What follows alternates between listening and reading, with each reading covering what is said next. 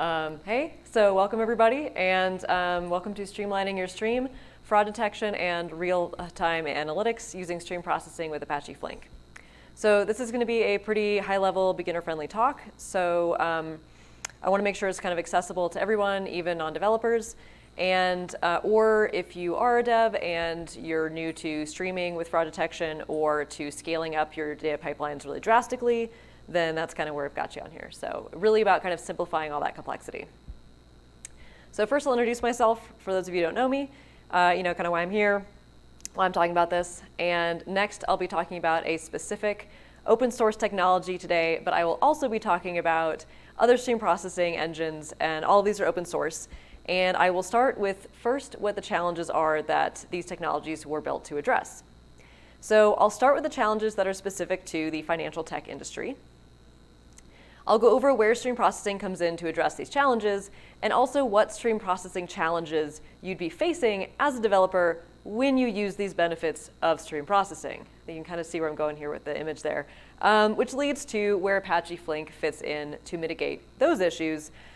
And then that leads to what challenges Flink has. So yeah, if you give a developer a fraud detection challenge. And lastly, I'll go into Flink Sql, which is a stable yet still fairly bleeding edge technology that simplifies a lot of the complexity. And at this point, I'll go into a couple brief but hopefully fun demos of how to really simplify your stream. So for those of you who don't know me, I'm Caito Scherr. I'm a developer advocate, and I work with Apache Flink, which is an open source data stream processing engine.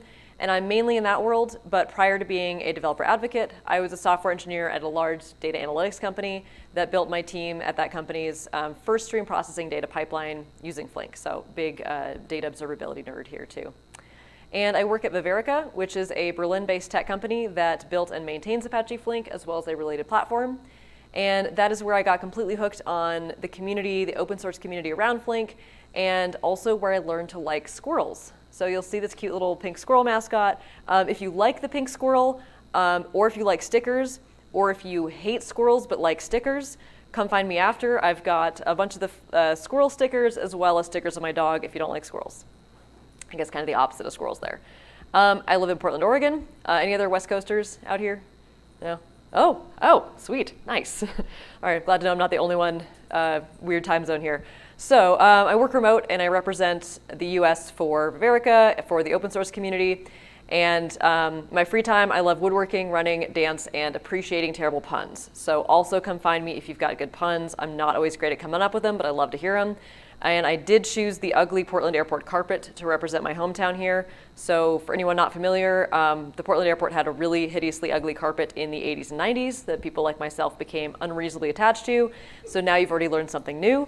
Also, when I was younger, I was a Photoshop perfectionist, and the older I get, the more I love just cringely bad Photoshop. So you're welcome / I'm sorry for that.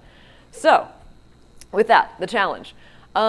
Really the challenge is, so there's a lot of different challenges here. I've broken it up into about 3 things. As I mentioned earlier, the fintech challenges, the stream processing challenges, and the Flink challenges. So the specific challenges in financial tech that I'll be speaking to today are getting data that is both extremely accurate and in as near real time as possible. This is primarily in the realm of fraud and anomaly detection, although of course having accurate and real-time data can be applicable to a pretty wide variety of use cases. So when you're dealing with financial data, you obviously need really good security, but on top of that, you need to be able to combat attacks. You need to be able to detect any anomalous behavior of your users. So this means, of course, you need to really understand your users' behavior. This could be general behavior, but also needs to be inclusive of edge case users, so you're not cutting people off unexpectedly. If it's a user maybe whose norm is different from the norm of your baseline users, it means you need a deep understanding of your metadata. So what each user's usual travel, geographic location, spending habits are, etc. And on top of being able to pattern recognize that behavior, you need to be able to catch anomalies in that behavior fast. It needs to be accurate, and you can't lose a single data event coming through your pipeline, because that could be the anomalous behavior. So you really can't get duplicates, because that's going to be a problem, or you could be inadvertently locking someone out of their account, etc. So you need your data to be accurate in as near real time as possible, and you need to be able to correlate between multiple different parts of the Venn diagram of user data and your metadata. At my last company, this meant having a highly flexible and powerful streaming pipeline for user metadata that was aggregated with actual real-time purchasing. So we could actually combine those together.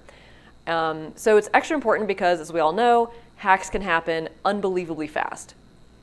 And they can go undetected for long amounts of time. So the longer you wait to detect the anomaly, you really don't have long enough, if you don't have a long enough retention policy, you're not going to catch it. You could lose the trend of patterns that you would need to alert to a long-running attack. So you need it fast, you need it now, but you also need that long retention. All of this became even more of an issue when we all started working from home, because most large tech offices, they have got all these built-in fail-safes, but even if a company has good VPNs for remote workers, sometimes it's not enough, and many didn't even have this for the first couple months. So reports showed that there's a huge uptick in cyber attacks for particularly 2020, but kind of ongoing as well. And if you want more in-depth information about that and a lot of those studies, I've got a link at the end of my talk to a talk by Carolyn Dubey from Cloudera at the 2020 Cyber Summer Data Slam put on by Tim Spann on cybersecurity in stream processing. So she does this really awesome demo on detecting botnets using Flink, NiFi, and Kafka. I highly recommend checking it out. One of the things that she mentions in her presentation is that in state-sponsored hacks, they could compromise an entire network at a whole company in less than 18 minutes.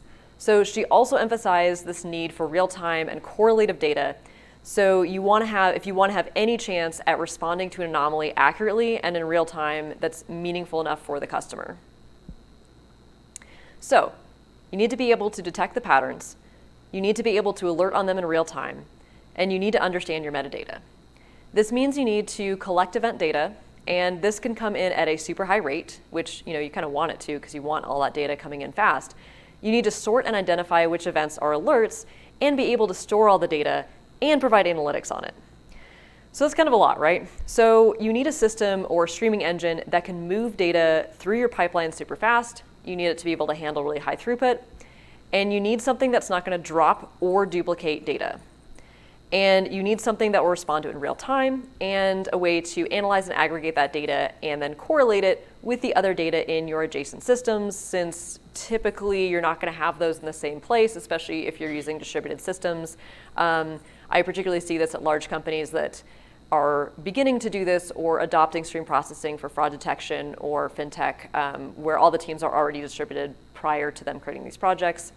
So you might also want to leverage machine learning so you can train a model on your user behavior and then feed that back into your other pipelines. So we're often looking at a lot of different pipelines to begin with here.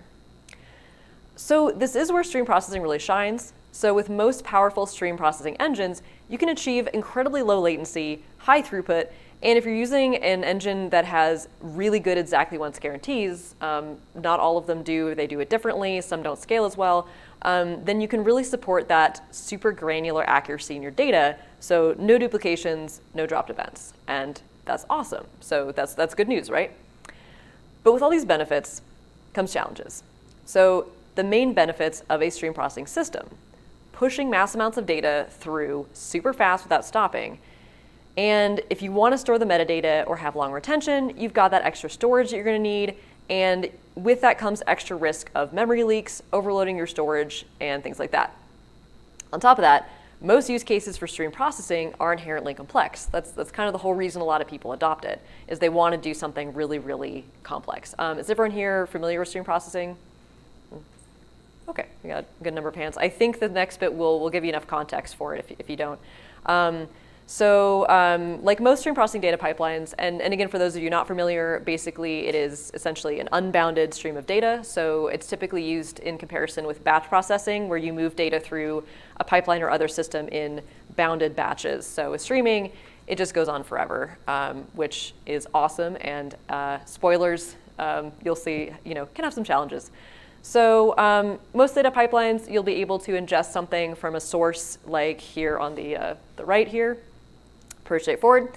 On the other end, most frameworks allow you to publish data to a variety of different sinks. So like a data store, various types of storage, or even to another data stream, like any of these things on the left here. And in between's the fun part. So typically data from one or multiple of these sources is written either to a log or another data stream or a message queue like a Kafka or Pulsar topic. Then you have your actual stream processing application using a framework like Flink, Spark, Storm, or others. And with some stream processing frameworks, they're paired with local or occasionally external storage that enables the current application state to be stored regularly. Not quite like a snapshotting system, but similar enough that I think that kind of gives you the idea. This is referred to as stateful stream processing. This has a lot of benefits, but can also make things more complicated. So this looks a bit different depending on which framework you're using. So if you're using Spark, that distributes the state to a cluster and does most of the management there. Flink itself uses a checkpointing mechanism where checkpoints are created regularly at specified durations along the stream. The current state of each task is copied, and then after all tasks have processed the same input, in case of an outage or other killed process, there's mechanisms that will restart the whole application, and then before they're started again, they're just reset to the latest completed checkpoint. So this is what powers the very scalable exactly once that Flink has. So basically it means that you're reading the data in. If there's an issue, you kind of get the same benefits of batch where you can go back and drop it and then reread it, but because you're dropping and rereading, you don't get the duplicates either, which is pretty great. Generally though, and kind of on a high level, being stateful means better fault tolerance, so you can use it for updates or rollbacks if you've got issues or outages. You can use it for A/B testing, working in parallel with different versions. So all very good things. And this is particularly important for fraud detection because it supports better retention for that longer-term pattern recognition that we talked about. So the challenges of a system like this are you're ingesting unbounded streams of data, and you're regularly storing the state of an application that is continuously consuming possibly and really likely mass amounts of data. And because usually having mass amounts of data is why people switch this in the first place, you're probably just going to have this issue inherently. So it never stops, or ideally it shouldn't, and if it does, you've got other problems. So all of these benefits, pushing through those huge amounts of data, doing it really quickly, this all has some what are probably starting to get fairly obvious impacts on anything that's downstream of your application, but also anything along the pipeline that's shared, particularly shared resources like storage. So additionally, you could have a streaming application that consumes data directly from an initial source, but it's much more likely that the data you're consuming has undergone transformations through another application already. There could be another application in your stream. They could all be in different languages. You could have multiple streaming applications within your pipeline, and all of those could be in different languages. You could be storing or moving or transferring data out to another Kafka or Pulsar queue. That itself could be having things aggregated on it, modified by another application, and then being brought back into your stream, and hoping that things are still in the same format. It's also likely that you could be consuming from multiple different streams, maybe even having to merge them. So this means you could be consuming data in multiple formats or have very different throughput rates. Pro tip, if these streams or topics are coming in from different teams, make sure you align on things like time zones and timestamps. Don't ask me why I know that. So it is also highly likely that your application will need to publish data out to multiple different syncs. So many stream processing frameworks are also run on Docker, so you'd have that. You'd have any other containerization options, as well as your CI, testing, and internal deployment tools, all linked in various spots along the stream. And you're likely going to have multiple different storage options too, so not just the one. Especially if it's stateful, you're probably going to have one storage option for all your actual data, for your metadata, and a second storage option like AWS S3, where you're going to store your actual snapshots. So, and you might also be sharing these resources, as I mentioned, with other teams. You might be using it differently. So companies, as I said, typically switch to streaming in order to solve a particularly complex problem. So all of that together means that you're kind of just guaranteed to have some challenges coming up. So just kind of inherently complicated there. So this is where Flink comes in. So you get the benefits of a powerful streaming engine with scalability, high performance, and I'm talking like computations done at in-memory speed performant. Like it's super awesome to watch it go. And it is also built to address many of the common challenges that come with stream processing, namely being able to provide features like high availability, various safeguards like against memory leaks and back pressure and things like that, and exactly once guarantees that actually legitimately scale.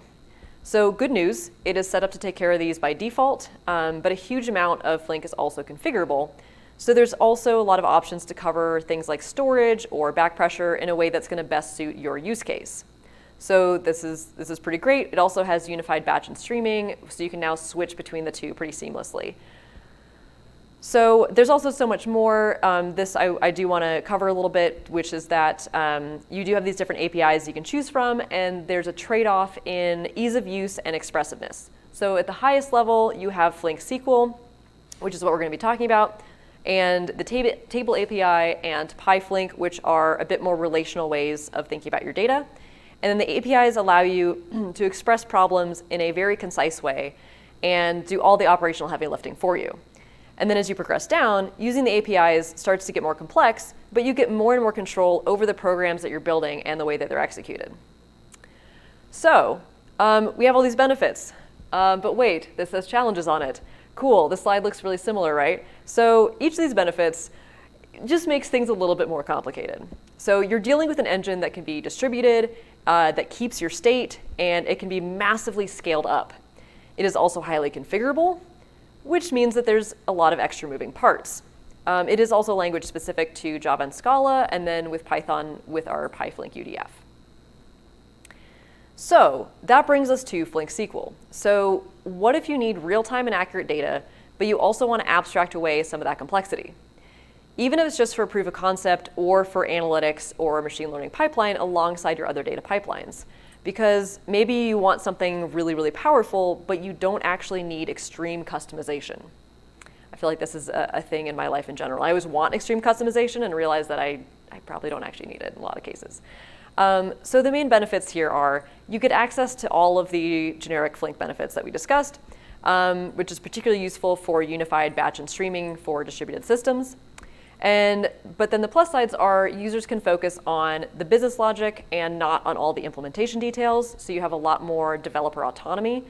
And that's also especially nice if you have like an ops team that you're like, hey, guess what? We adopted Flink. We're doing this really high-powered stream processing. Hey, ops team, surprise, now you get to learn how to use this. So this is a great way to also have your ops team not hate you. Don't ask me how I know that either. So a lot of great things. And the fact that it's also just SQL means that you don't have to be Java or Scala experts. You don't have to be super deep dive.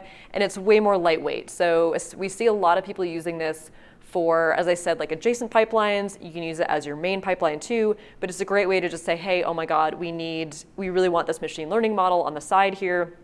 I want to build something super fast and be able to just hook that up really quickly and just jump in. So that brings us to some of the use cases. We primarily see it used for on and offline model training for machine learning, independently building end-to-end streaming analytics pipelines without having to depend specifically on an engineering or an ops team, or having them depend on each other. That's the part that I think is the most important, just from experience. And also being able to more easily generate features for machine learning model training. So now for the fun part, at least I think it's the fun part. So what's different about running SQL on top of a streaming engine? So this is just a regular database in this example. So this is where you would execute your query at a certain point in time, and the engine will take a snapshot of the table at the time the queries run, and then computes the results based on that static snapshot, and then the query terminates. So if you're familiar with SQL, this is probably very familiar to you. This is just basically how it runs in any other SQL situation. So in streaming SQL, the query itself is continuous. So you first deploy your query, and then whenever data is added to the table, the changes are continuously ingested and results are continuously updated. So the query keeps on running and never finishes until you actually cancel the job. So in a nutshell, what it gives you is this like really high-level relational-like way to query your data streams using a language that you're probably more likely to already be familiar with, or at least your ops teams or your other teams. You don't have to say, okay, this is our deep dive Java team, and now we need this other team to use our framework and our pipeline as well. So it's a little bit easier there to join that in. And the nice thing too is that besides all the operations that you probably already know with SQL, it also has support for advanced operations like time traveling, change data capture, and things like match recognize. So you actually get some bonuses in there as well. You can also use the exact same query to process real-time data and historical data, which I think is super cool because Hands down, that is the number one thing I see people, that's like the biggest pain point that I often see is people are like, hey, I've got all this historical data and all this new streaming data and nothing that can actually read both. And so you're having to build so many extra moving parts to get those two to communicate. So having something that just does that for you is like my favorite part. So keeping with our theme of simplicity, I love this example. This example doesn't really matter. It's not like super relevant to fraud detection specifically, but I like it because it just shows how much more simple, just so blatantly this is. So this is a example of sessionizing a clickstream on a count, clickstream and count on the number of clicks per session. So we've got regular Flink using the data stream API on the left here, and then using the exact same, this does the exact same thing, just using Flink Sql on the right. So with Flink's other APIs, the queries are still dependent on a table program written either in Java or Scala. There's often dependencies like on build tools or local deployment things for submitting your cluster. Whereas with the SQL client, all of the debugging, any submitting, any sort of table program is just done for you. So you also get visualizations in the command line, which I really appreciate too. And you'll see what that looks like in a moment. So again, the goal here is I've tried to take a really complicated problem and come up with the simplest solutions that I could for it. And I've done this the hard way enough times. I don't know how many times you've heard me say, you know, learn this the hard way, learn this the hard way. So that's made me very passionate about trying to make this a little bit easier and hopefully kind of fun and also accessible to people who are not necessarily deep dive Java or Scala or even to non-developers. So I've made a demo that I'm hoping people can follow along with if they wanted to, or take screenshots, and you know, or if you're really stoked about it, it really only takes a couple minutes, so you can do it from anywhere. I am not actually advocating for you to take your laptop out in the bathroom, but this picture from the Free Guy movie was just like too perfect, and no one would know you're making data pipelines in there. I'm not gonna tell anyone, so you know, didn't hear it from me. So super simple prereqs. Basically, you, and I promise you do not actually need to write new Java. I know it says Java on there. I promise I'm not gonna make you do it. But there are some dependencies on the Java heap, so you do need to make sure that you have either Java 8 or 11 installed on your machine.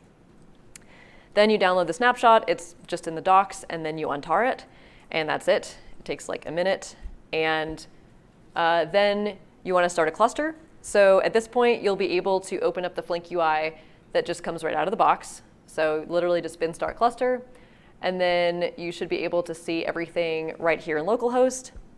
And it just kind of pops up right away, which is pretty sweet. And again, this is all just open source, free version. And then you go back to the SQL client, and you can also use embedded mode here. So I like to mention that I'm just doing like the simplest version of this possible. So then you just start that up.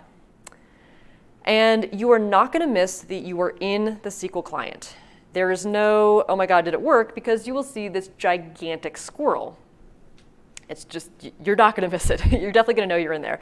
So if you don't see a gigantic squirrel, then something's wrong. So as a side note, just while we're basking in the glory of this pixelated squirrel here, the client supports 3 modes of maintaining and visualizing results. So I could have started it up differently depending on how I wanted to see my results. So there's table mode, which is going to materialize results in memory and visualize them in a like regular paginated representation. There's changelog mode, which does not materialize results and instead visualizes the result stream produced by the continuous query, just consisting of insertions and deletions. Tableau mode is more like your traditional way, Tableau format style. And one note here is that in order to stay responsive, if you are using the changelog mode, it's only going to show the first 1,000 changes. So if that weirds you out and you want more, that's all customizable. But I like to use that as a heads up because people are often like, oh my God, where's my stuff? So this is the most basic part, but I always check the built-in hello world function because it is a super fast way to find out if anything else is wrong. If this doesn't work, then typically what's the problem is either your client and cluster are on different versions. That's pretty much impossible to have happen if you're starting from scratch. But if you happen to already have an old version of Flink downloaded somewhere, that's something you just want to make sure and check. Or the other most common issue is you've just overridden your ports somewhere. So this is a nice, very basic, but my PSA for like just take the 2 seconds and check it and make sure you're good. So again, making this the most basic kind of steel thread test to get your feet wet. I'm starting this example with just reading from a local CSV file, just to kind of make sure that like everything else is working as expected. And I picked something I was already using in my personal life. So in early 2020, a bunch of friends contributed these like fake diary titles of our experiences during quarantine. And it became kind of this like humorous, but hopefully inclusive and relatable way to share a lot of the feelings that came up that year. But people got so into it that I had over 100 submissions in like 3 days over Slack and Signal and text message. And I wanted to create something that people could just add to and be able to query really fast. Because we had a lot of friends who wanted to share them with people. I did have to add a WorkSafe flag, so that was important. So it was a nice way to quickly do that and use SQL to show that. So this is not quite a real streaming pipeline yet. Again, I just want to show the steel thread of here's what the process looks like, and then we'll see what ingesting from a real stream will look like after this and how similar it is to just this base case. So it just shows up really quickly. I could have made it more legible with some of the other formats when I first started it up. But this is the whole thing. So you've now started your first steps towards a powerful streaming pipeline in like 3 steps just in the SQL client. And one additional thing is that the SQL client has output in real time, but is in read-only fashion. So if you want to power a report or dashboard, that's going to require writing to another table. So that's super simple. You literally just use a insert into statement. And then once submitted, this will run and store the results into the sync table directly instead of loading the results into system memory. I only didn't include it just because, again, I was like the simplest version, but you're probably going to want to do that. So seeing what a more like true streaming situation would look like, this is going to contain a huge amount of data coming in at very high throughputs. This is going to be a little bit more realistic, but it's the exact same process. So the steps start out the same. So you can even just add this to your last table. I'd probably drop the CSV table. But really, unless you're connecting it with another tool that doesn't come out of the box with Flink, then it's just going to be the exact same. So in this demo, I'm using DataGen, which does come with Flink out of the box. So if you wanted to add more tools to your pipeline like Hive or Postgres or Grafana, there are connectors for those, but you would want to download those and make sure that you have those in a script or something when you start it up. And I'm not adding the configurations for those because sometimes the configs change, and so I don't want my talk to get stale. So if you want to check that out, I would recommend just checking out the docs for that.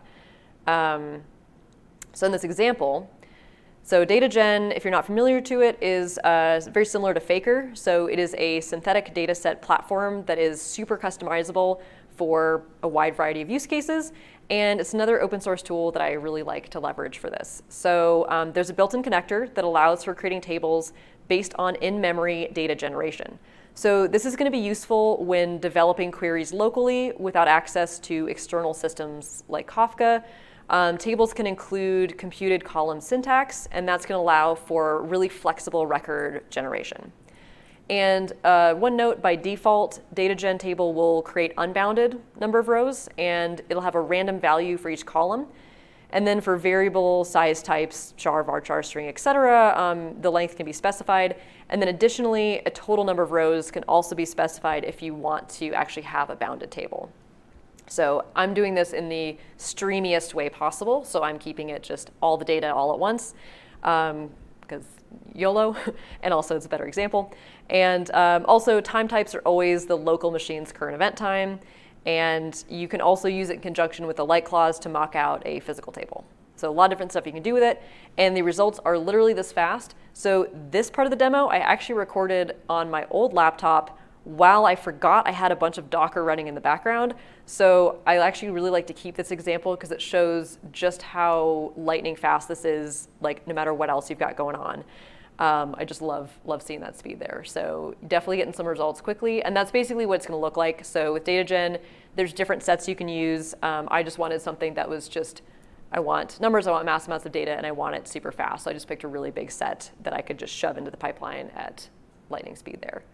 So And I know that one's kind of rapid, so I'm going to get on to where to go next in a moment. But as a quick summary, so there's a lot of challenges in fintech, and I know that's probably a huge surprise to everybody here. Specifically, the challenges of needing real-time access to data and having that data be extremely granularly accurate and having long retention for pattern recognition. So these are all things that seem like they can often be at odds with each other and require a really sophisticated system.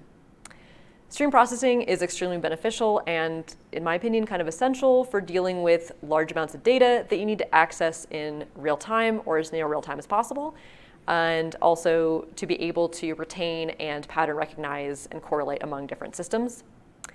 However, stream processing is inherently challenging and complicated, especially if you want to use more data faster and do more complicated things to that data. But we have Flink, which was built for both high performance with the things you'd want stream processing to do, and it was built to address and mitigate some of those issues that do come with stream processing. That's great. However, that can also make it a challenge to use. So that's where it's really helpful to have tools like Flink Sql, and I like to mention that, I like to phrase it that way because I try to think of every situation like this and not just, hey, I work for Flink and let's use Flink, let's throw SQL at this.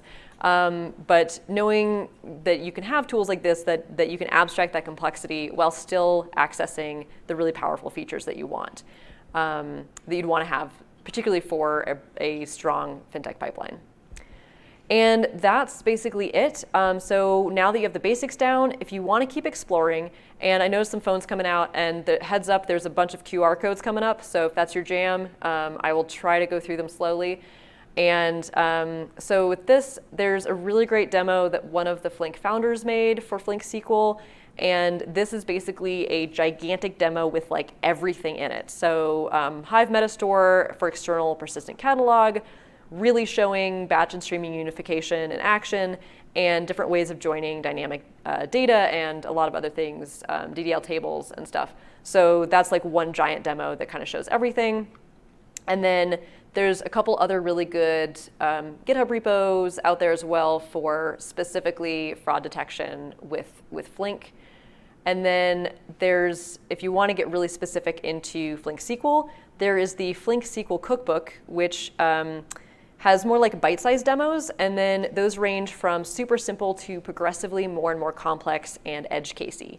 So again, if you want I just want one demo with everything in it, that's going to be the one we just saw. If you want hey, I just want little bite-sized things that can just take me from point A eventually to point B, or where I can pick, okay, here's this query looks a lot like what I'm going to be doing. I can just copy that and use that. This is probably going to be a bit more up your alley for that. And if you want to keep up to date on new features, stay in contact, this QR code actually has a list of links, so social media, YouTube, and I also have my Twitter account at the bottom there, so feel free to reach out to me with questions as well. One note, I've been in back-to-back conferences for a month and a half, so I'm a little bit backed up on Twitter DMs. I promise I will get back to you eventually, but I feel like that's important to mention. And then if you need help, we have one of the most active mailing lists in the Apache Software Foundation. So you can find that on the website.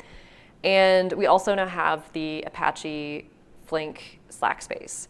And it's brand new, it's already blown up. Most of the committers and PMC members are in there. So this is kind of go-to place for troubleshooting. It's a little more casual. If you do join, just make sure you say, hey, introduce yourself in the introductions channel, and then people can start getting help in there.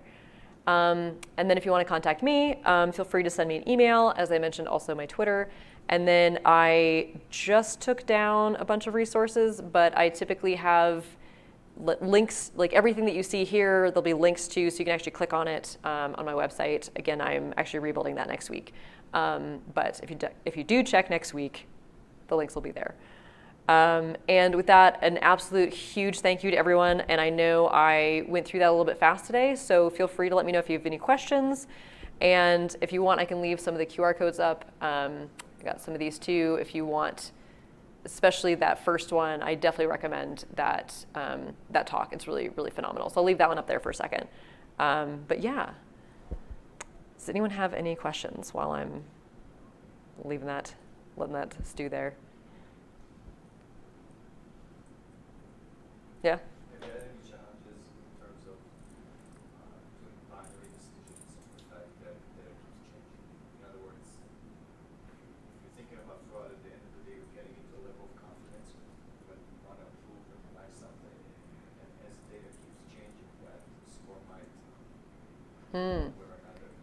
Oh, that is an awesome question. Okay, so I'm gonna try to repeat the question. So basically, the question is, because your data is changing so quickly, if you have, are you specifically talking like your alerts or your thresholds and how those are gonna be changing, or like how you reset those based on the behavior of your data? Right, so that's a good Yeah. point. I mean, I think that patterns that I've seen in the past is that, okay, the threshold is 0.8, saying that for everything above that we're comfortable, everything below that we're not.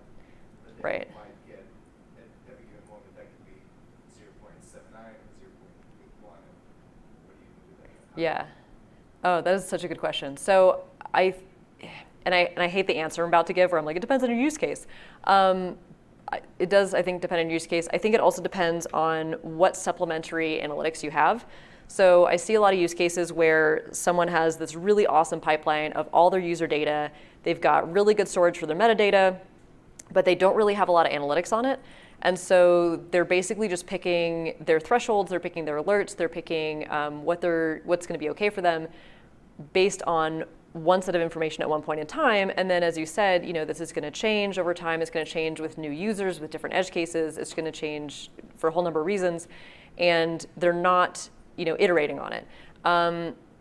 I see a lot of people do this kind of manually. So like I was on a team once where for basically every sprint until we had a separate analytics pipeline that could actually like do a lot of that work for us, each time we would, this was also a data analytics company, so we were super big on dashboards and saying, okay, every single sprint we're going to look at the dashboard and say, is this still accurate? Does this need to be at the top of the dashboard? But a lot of that is very manual. That's humans looking at it and saying, based on what we're seeing, the behavior of the data, what do we think is going to be different? I still think that can be really valuable because I definitely see. I actually just had a user come to me with a machine learning case where it was like, yeah, this is great. It's like detecting all these things and it's showing how the data behavior is changing over time and showing why it's changing. And then it just stopped picking things up. So I think ideally you would have a combination. So you'd want to have really, really strong analytics. Ideally, and this is kind of a opinionated thing where some people will say, oh, you really want it like within your same pipeline. Some people say you want it adjacent to your pipeline. I kind of like the idea of having it be adjacent so that, especially for like troubleshooting, if something goes wrong, like your analytics is still easier to fix if it's kind of its own independent thing. Yeah, I know that probably isn't like a super specific answer, but I would say if you can set up really strong analytics, and then I will try to post this on Twitter, might be the fastest way to do it. There's a couple demos that I think actually do a pretty good job of like, here's the analytics that we've used to catch these behavior changes and to change our thresholds and how we do that. But most of what I see is still, there's still a big manual human step in between there, which I don't think is really the worst thing unless you forget to do it or deprioritize it. But.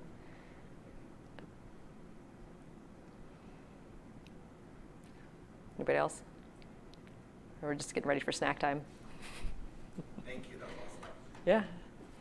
Awesome. Yeah, thank you all so much again for coming. And I forgot to mention huge thank you to AV and all the organizers too. This was an awesome, awesome conference.